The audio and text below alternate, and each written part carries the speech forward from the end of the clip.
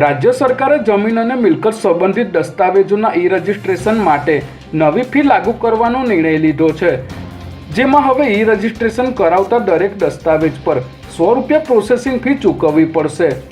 નવી સૂચના મુજબ ફી ટેબલમાં ક્રમાંક 29 તરીકે ઈ રજિસ્ટ્રેશન માટે પ્રોસેસિંગ ફી નામે નવો આર્ટિકલ ઉમેરવામાં આવ્યો છે અને આ નિર્ણય તાત્કાલિક અસરથી અમલમાં મૂકવામાં આવશે। ત્યારે સરકારના આ નિર્ણયથી રાજ્યમાં ઓનલાઈન દસ્તાવેજ રજિસ્ટ્રેશન પ્રક્રિયામાં હવે વધારાનો ખર્ચ લાગુ પડશે, જેની સીધી અસર સામાન્ય નાગરિકો પર પડશે। કારંજ પોલીસ સ્ટેશનની બહારથી જ વૃદ્ધ દંપતીના એક્ટિવાની ચોરી થઈ હોવાની ઘટના સામે આવી છે।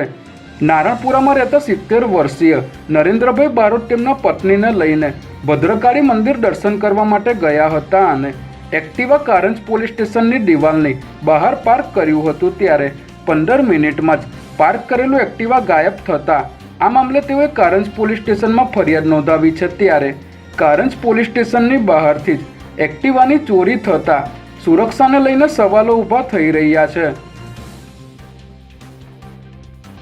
વડોદરાના વાઘોડિયામાં સ્ટેટ મોનિટરિંગ સેલ દ્વારા કરવામાં આવેલી મોટી કાર્યવાહી બાદ વાઘોડિયાના તત્કાલીન પીઆઈ પૃથ્વીરાજસિંહ જાડેજાને સસ્પેન્ડ કરી દેવામાં આવ્યા છે।